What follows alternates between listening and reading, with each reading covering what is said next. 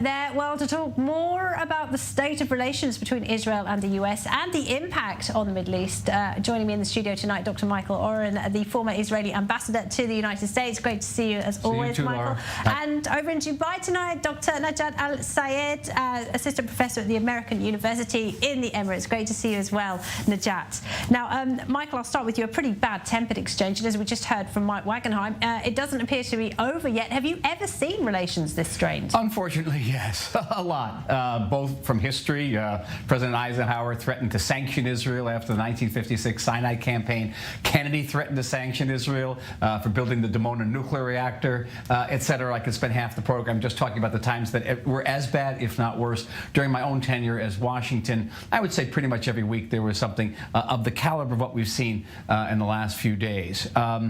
Having said all that, it appears as if President Biden, who often goes off script, went off script here, didn't get the memo that the Prime Minister and the heads of the opposition are now meeting to reach a compromise under the auspices of President Herzog, or at least try to get a compromise. And that I think quickly his staff tried to walk it back, to appreciate the steps made by the Israeli government and the opposition and President Herzog. But I think, as your correspondent in Washington said, it's not over. It could be, it may be just the beginning of the end of the beginning, but we are far from the actual conclusion of this controversy. Najat, what is the view from the Gulf on this rift between the US and Israel? Let me explain the relationship between the U.S. and how this is reflecting to the relationship with the Gulf. So the relationship between the U.S. and Israel has quite changed before the Biden administration. I agree with the ambassador when he said it was throughout history, but it's specifically changed through the Obama administration, and specifically even since 2015. So the relationship with Israel in the U.S. after the Obama period shifted towards more partisan attitude. So you see more friendly attitude during a Republican president and more tense during a Democrat president. This is due to the changes that is going on in the political arena in the U.S., like Black Lives Matter, which helps to generate narratives associating racial discrimination in the U.S. with the Palestinian issue and with the election of a right-wing government in Israel that makes it even worse. Accordingly, the mainstream media is focusing on the negatives. And that has its global impact, including the Arab Gulf countries and the public, of course. So, and what makes it even worse that the actions of the government, unfortunately, proved the world fear and the anxiety, also made the mission of its adversaries so easy. And that was through the hostile rhetoric of some ministries, Najat, do you think that?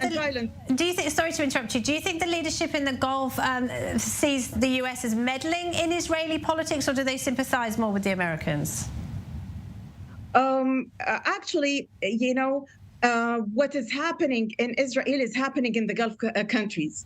So as if it is meddling in Israel, it is meddling in the Arab Gulf countries. So they associate with themselves what is happening. So they couldn't, but the fact that they couldn't sympathize that much with the Israeli government of what violences they see on the ground, the hostile rhetoric.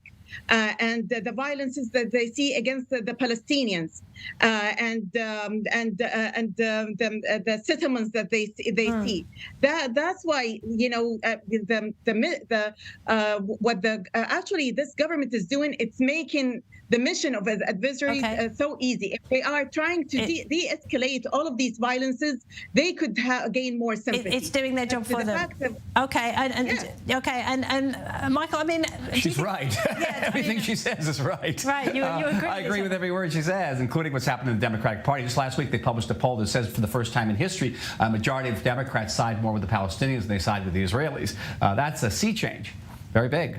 Sorry. So do you think this is essentially about the political or the personal? Because we know, of course, Benjamin Netanyahu very much supported Joe Biden's predecessor, Donald Trump. Yes, and they also go back many, many years. Joe and Bibi go back. They call each other by the first names.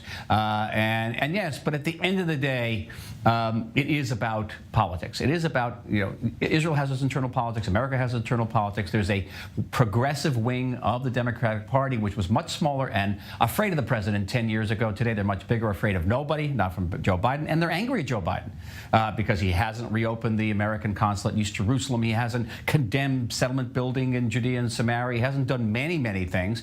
Biden himself is, I know him quite well, very pro-Israel, loves this place. But at the end of the day, he sits atop a party which is increasingly dissatisfied with us. All right. And this, of course, amid the broader claim that the US is withdrawing from the Middle East.